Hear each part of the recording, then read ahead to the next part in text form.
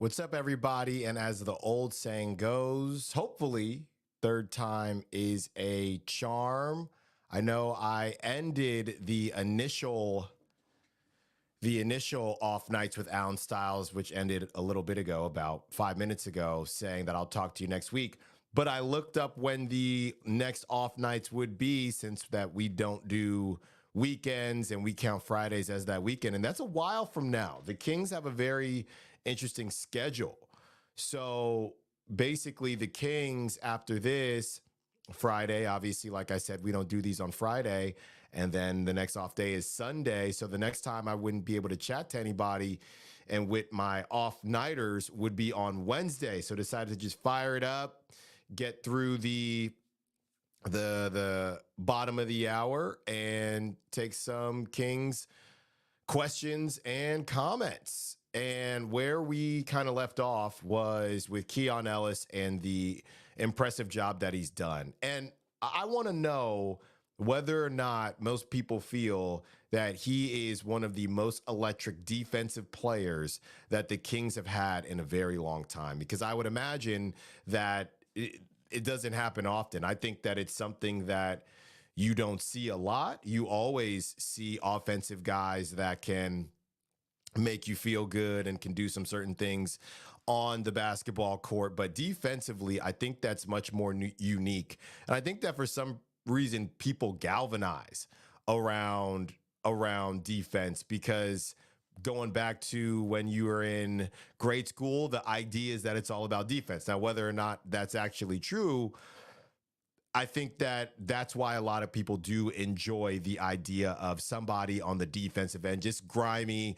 gritty, somebody that does not care about the bright lights of the offense. What's up, Emmy? Thank you for joining Off Nights with Alan Stiles. If you are new to the Sactown Sports YouTube or Sactown Sports scene, you can hear me and my partner, Chris Watkins, every single day, 10 a.m. to 2 p.m., talking all things Kings. We get into some other sports as well, national, all that good stuff. But we're talking Kings tonight. Chris has the post game that he does on YouTube, so I've started to do these as well as we prepare for the playoffs and the postseason run for the Kings. Hopefully not a play-in run for the Kings, as Emmy is happy that Sasha is hopefully back.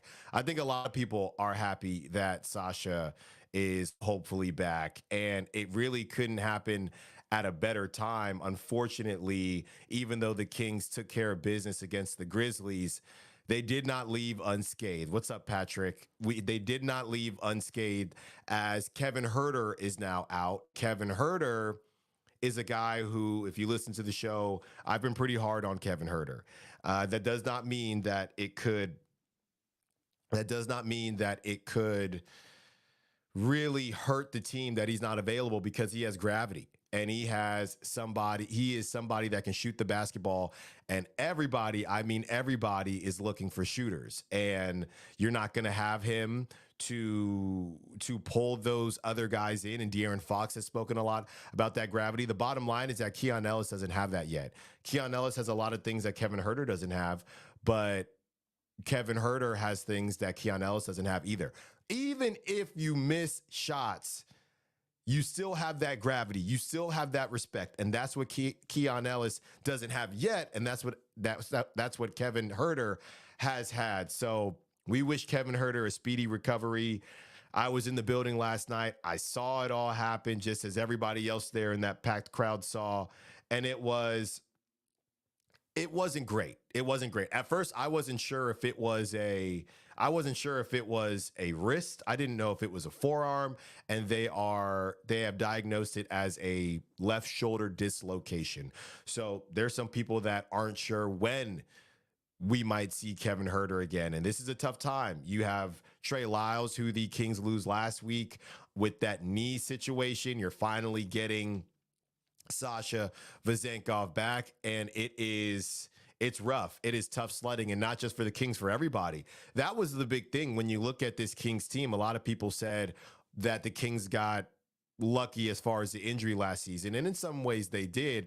This season, when they were lucky, they did not take advantage of it, unfortunately. When they were lucky, they lost games that they shouldn't have lost. They lost to teams that they shouldn't have lost to. And now they have to find a way to combat that and win games that they possibly maybe shouldn't win, just in terms of who Vegas might have picked. But we know with the Kings and the Charlotte Hornets being 16-point favorites and things like that, maybe that's a good thing for the Kings. The Kings have discussed being a team that likes to get up for the big matches and the big games. So hopefully the Kings do figure that out. But yeah, Keon Ellis has been a revelation, and he has been somebody that I think everybody can get behind, simply because you saw him, right, grind from the G League. You saw him, well, first of all, go undrafted. You saw him grind from the G League.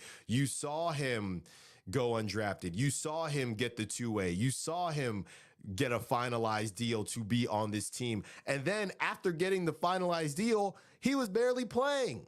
He was barely playing. And unless you have been a complete stud all your life, there in sports, there has been a time in everybody's life where you have sat on the bench and you've had to figure out, okay, when it is my time, how am I going to be ready? How am I going to make sure that I'm prepared so I don't have to go back to the bench? And that's what Keon Ellis has done time and time again. And, you know, it's a beautiful job that he's done. The numbers that he had were ridiculous. I think that there were only 4 field goals made on Keon Ellis, and that is after defending 6 different guys on the Grizzlies. One of those guys being Desmond Bane, who's a certified bucket, who's making a lot of money. And Keon Ellis just is not afraid of the moment. Now, look, it's not going to come without his lumps. He is a very young player, and we saw what happened against the Knicks on Saturday. Jalen Brunson had that play. Keon Ellis looks away, and essentially Jalen Brunson acted like Keon was a pitcher. And as soon as Keon looked to the right, he acted like he was stealing a base. Jalen Brunson did, and he just took off.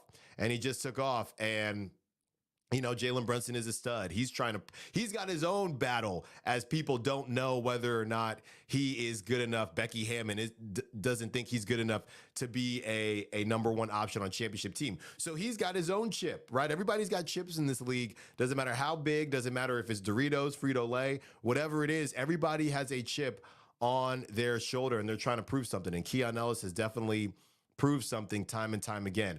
Yeah, am I completely sold on the offensive side of things? And thank you, Patrick. Love the nickname you gave Keon Ellis, Ellis Island. Yes, I mean, look, we're going to get the shirts made. We are going to get the shirts made, and they're going to be on Sactownsports.com. We got to do it soon because the season is hopefully not going to be over too soon, but the season is really flying by. March is almost over, which is insane.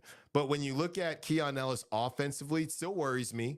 You know, and that isn't to disrespect Keon. I know that he's always been able to shoot the ball, and he could shoot the ball in the G League, right? This isn't an aberration, but you just want to see more of it. If Keon can continue to make buckets and pull that gravity, then I think that is exactly what the doctor ordered for this Kings team. They've all been very open about it. De'Aaron in the postgame, this is the second time in a row, De'Aaron in the postgame has talked about how you can't touch, well, not the opposite of that they've gone the complete opposite direction the refs have, and they're on pace for the least amount of fouls called since, I believe, the 1950 season, which, yeah, I know it sounds insane, but that's the case. Adam Silver has called it in.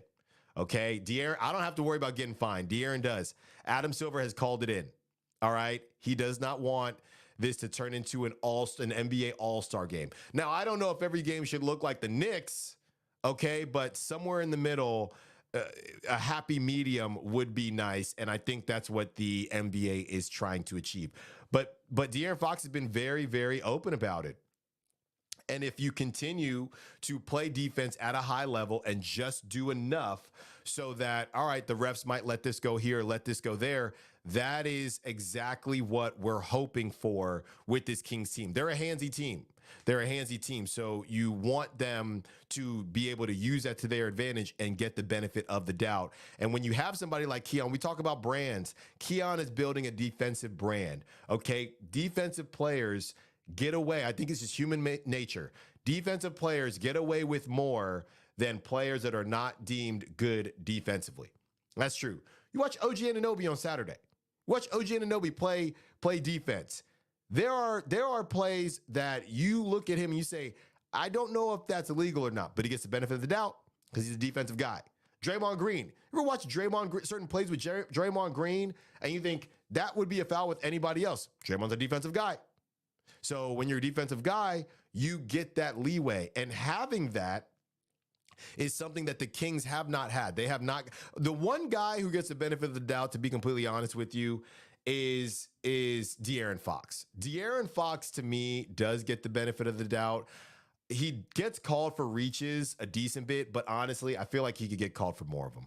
He reaches a lot, and that's how he gets the steals. But De'Aaron Fox will reach, and I do think because he got a nickname, Swipe of the Fox, and he steals, and that's what he does, I do think that De'Aaron gets the benefit of the doubt. But nobody else on that team does. Chris Duarte gets the opposite of the benefit of the doubt, all right? And Keegan is still getting there. I think Keegan kind of falls in the middle either way. Patrick says, glad to see that Sasha will be back. Hopefully he gets minutes since Huerter and Lyles are out. Yeah, I think that is going to be huge.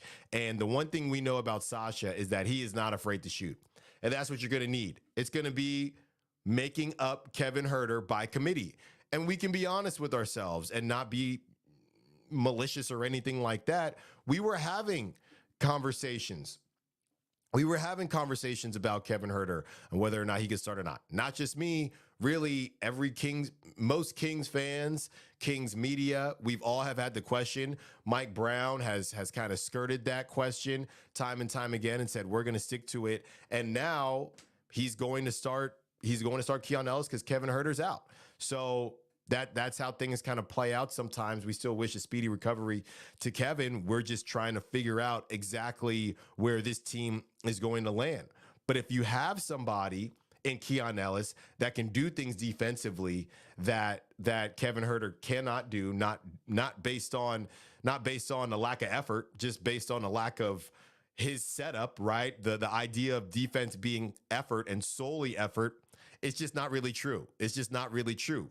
So you have a guy in Keon Ellis that can take care of that, sometimes score the basketball, hopefully more times than not. You get a guy like Sasha back who isn't afraid to shoot, and we know we love that lefty crossbow, bow and arrow that he has with his finish.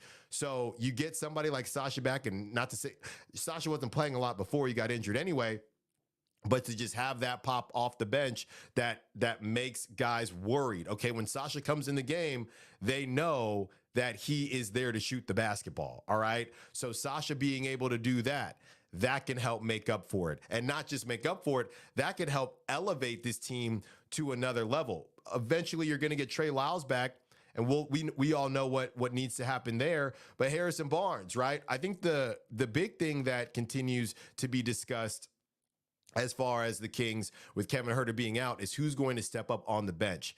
Let's take a second, okay? Let's take a second and let the bench be the bench. Who needs to step up in the starting lineup, all right? We have talked about Keon Ellis over and over again because we should, because Keon has been balling, don't get me wrong. But you need people to step up. You need players to step up, not just because Kevin Huerter's out. You need to step up to get these W's because you need to step up and get these W's. Okay, Harrison Barnes, you need to step up. All right, you do. Okay, you've had some good games here and there, but the consistency is what's lacking. Keegan Murray has been one of the most confusing cases because he's getting so many open shots, and we talk about Kevin Huerter's gravity. Even without Kevin Huerter's gravity, Keegan Murray's getting open shots over and over and over again, and they're not going down. He's still walking away with 15 points. He's still walking away with making an indent, making an impact on the offense. And Keegan has been cold.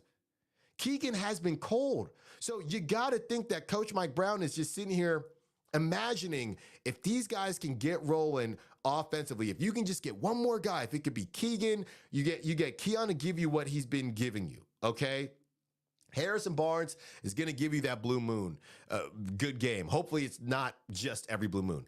But Keegan Murray maybe, just maybe, having Keon to take some of the defensive assignments and defensive heartache, if you will, or headache, if you will, from Keegan Murray. Maybe we'll start to see Keegan Murray. And again, this is a perfect time for it to happen. A perfect time for it to happen. You get the Toronto Raptors, who, again, if you did not hear about who will be playing against the Toronto Raptors, I guarantee you're not going to know who's playing as far as the Toronto Raptors once I read this off. The Toronto Raptors have ruled out Scotty Barnes, RJ Barrett, Chris Boucher, DJ Carton, Jakob Poeltl, and Emmanuel Quickley. Please, somebody that is listening right now, please, somebody, let me know who else is on the Raptors. Who else is on the Raptors besides the guys that I just named off? I don't know. I really don't know. And I'm trying to think off the top of my head, too. Malachi Flynn, I don't know that he's on the Raptors anymore. I don't know. So the point is, not to be disrespectful, the point is you have to take care of business. You have to take care of business. And James X is right. Keegan and HB, they have to step up. They have to step up. All right.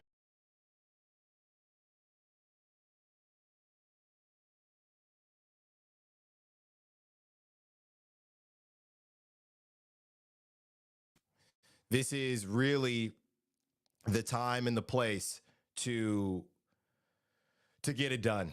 To get it done. James is saying, aren't you supposed to be with the little baby right now? She is about to get put to bed.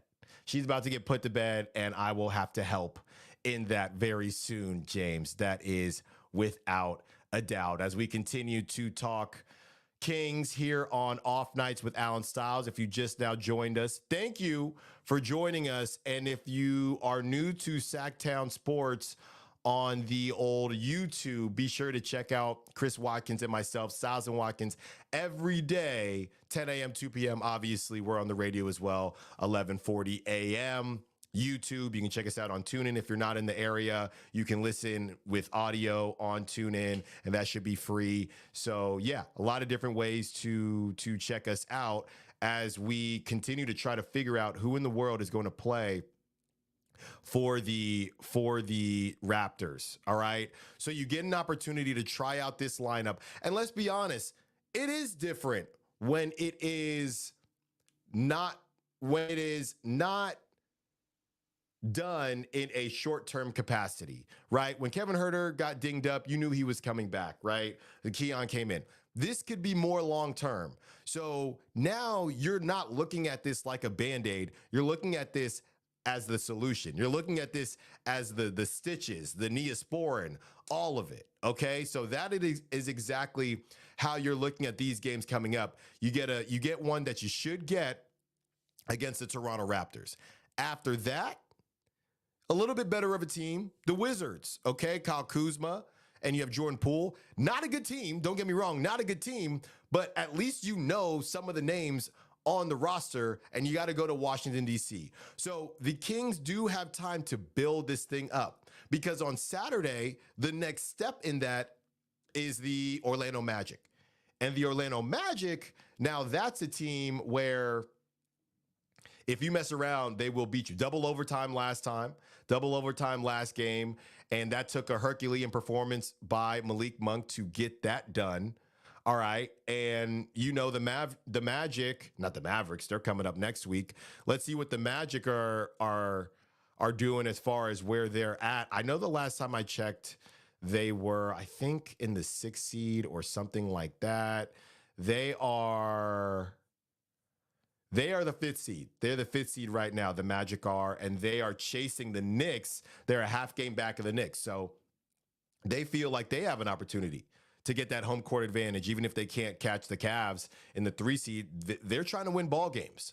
Okay, they're trying to win ball games. And the Kings don't have a great track record of traveling to the East Coast. So it's going to be easy until it's not. The Magic, that's a game where typically we would all sit here and say, oh, you don't get that one, that's fine. And ultimately, we might have to do that anyway. But it would be really, really nice to get it. Speaking of, we mentioned some of the games, and not great news for Kings fans from a around the league standpoint.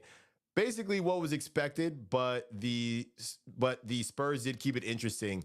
Mavericks won 113 to 107. So they're not going away. Pelicans won 104 to 91, and the Pelicans are rolling. I honestly, I haven't said this officially, but unofficially, I don't think we need to talk about the 5 seed anymore. Unofficially. Unofficially, I don't know that we need to keep talking about the 5 seed. It's only a couple games, but honestly, in my opinion, the Kings just need to focus on taking care of business and just holding on to that 6 seed. They don't need to sit there and look too far ahead. That's exactly what happened. I believe Monty McNair was on Carmichael Dave and Jason Ross, and he brought up the 4 seed. And this was a couple weeks ago. And since he brought that up, and I'm not blaming it on Monty McNair, but since he brought that up, the Kings haven't even sniffed the 5 seed. They've just kind of been in that 6 seed area. So I think you just focus on that and you pray that the Nuggets get the 1 seed and you can either get the Timberwolves. And I know the Timberwolves aren't a good matchup, but all these teams are good. Timberwolves or the Thunder. You hope that you get one of them moving forward in that first round and you don't have to deal with the play-in. That's what everybody is hoping. That's what the Lakers are hoping for. That's what the Warriors are hoping for. Honestly, I think all the teams, I think it's the Mavericks, the Suns, and the Kings for the 6 seed.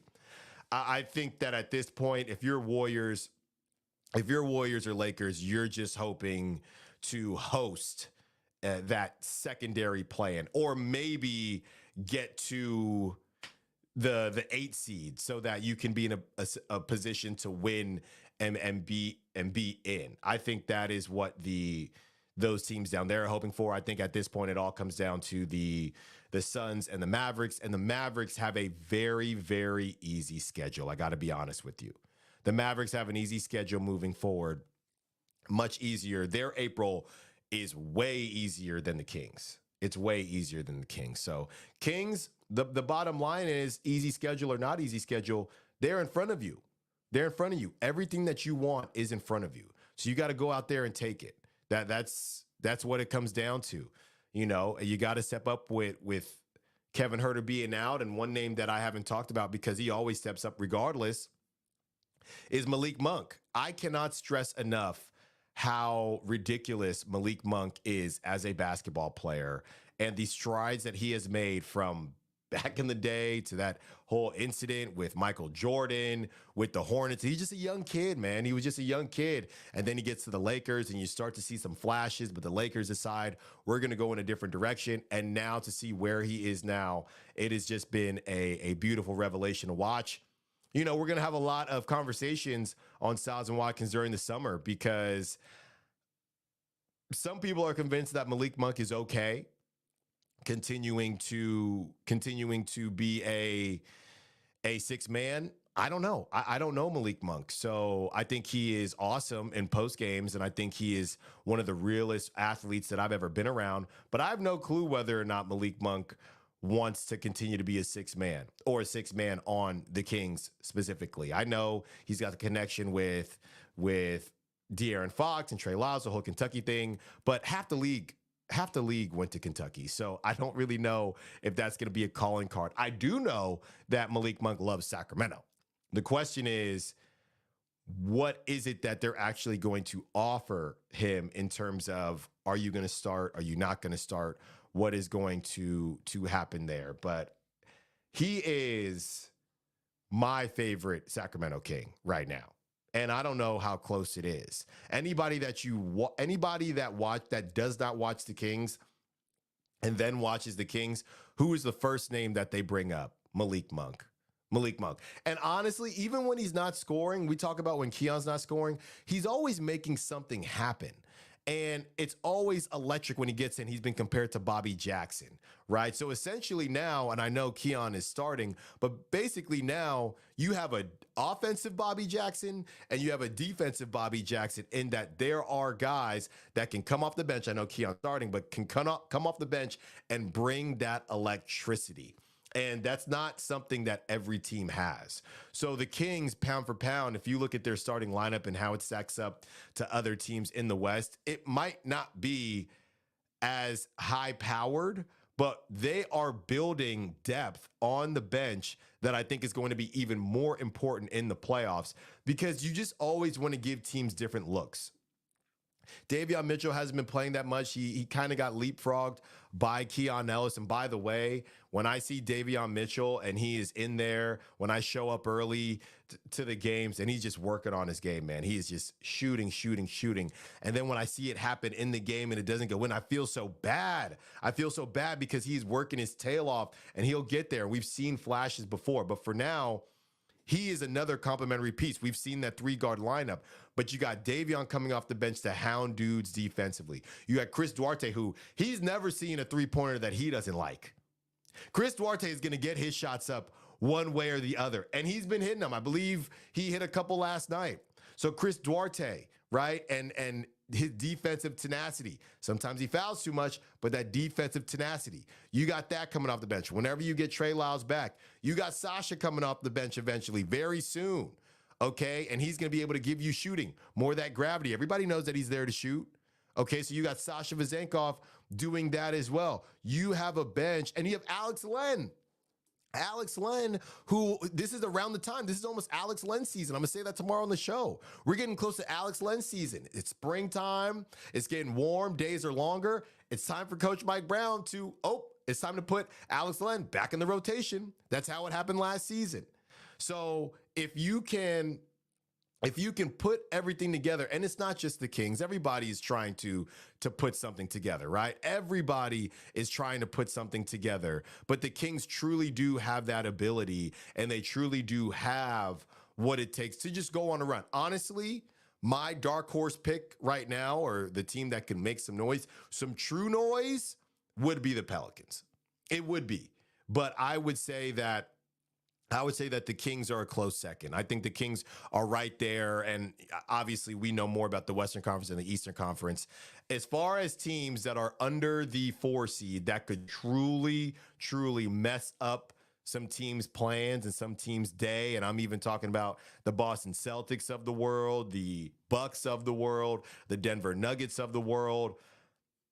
I think that the Pelicans are probably a team that could do that if they can stay healthy and they all stay focused, but I would put the Kings right behind them just because they can get hot. The only reason it's the Pelicans is defensively, right? Defensively, they just grind you down, and then you got a guy like Brandon Ingram to go along with Zion Williamson, who's playing some great ball. He's down 25 pounds, so he looks good right now. But I do think that the Kings are starting to form, and it's going to say a lot. I think I saw a comment earlier about how I think the Kings will do on this road trip. How I think they'll do, or how I want them to do. How I want them to do, it's very obvious. I want the Kings to continue to win. What I think they'll do, it's just that Saturday game. I think the Kings, I'd like to believe that they are past the let's mess. And I know they just went into overtime against the Grizzlies, but that Grizzlies team has been gritty. The Grizzlies team actually gave them a hard time the last time they faced them without Ja Morant. And the Grizzlies team have been doing this to everybody as well. You still got it done. And so the question isn't how will the wins look? The question is what will the wins be, or whether or not they will be wins or not. I think they take care of business against the Raptors. I think they take care of business against the Wizards. I could see them dropping a game to the Magic because I think the Magic know that they need that game. And the Magic kind of have a gear to grind with that double overtime game where they shot the seams off the ball, the leather off the ball, and they still came away with an L. So the Magic might feel like it's time for some get back. I could see the Kings dropping that game. So going 2-1, and you have to beat the Sixers. You have to beat the Sixers. And the Kings have not been good on the first home game after a road trip. I don't know what it is, but they have not been good. That's been a lot of those letdown games. You have the Sixers without Joel Embiid on Monday. You got to have it. You got to have it because then those are the two games, one after the other, and you are going to take on the Mavericks twice. So that's just what it is. That's just what it is. And I think the Kings will take care of the teams they're supposed to. I'm just not sure. Are they going to be able to win some games that we may not have had them pick to win, or maybe not us, but Vegas, and whether Vegas has had them pick to win or not. This has been great, everybody. Thank you so much for tuning in. And we will continue to have the conversation based on the schedule that I just mentioned. The next time you will see a off night with Alan Stiles, or off nights, I should say. Shout out to Davion. The next time we will chat based on when the Kings are gone and some of the off days being the weekends. I'm counting the Friday as a weekend. Thank you very much. The next time it'll be Wednesday. So Wednesday, we will talk. They will be in the middle of that 2-game series, if you want to call it, with the Mavericks. So Wednesday is the next time you will hear from your boy. But until then, thank you so much for joining. Continue to tell your friends about Sactown Sports, about the new shows that we have. I know October is still fairly new, Stiles and Watkins. So I'm loving my time out here in Sacramento. Thank you, everybody, for tuning in. We will continue the conversation, and check us out, Stiles and Watkins, tomorrow, 10 a.m. to 2 p.m. And that's also every day, getting you ready for Raptors and Kings in the 6. Stiles and Watkins, you can hear us then. And until then, be safe, be well, be wise. Thank you for listening to Off Nights. Peace.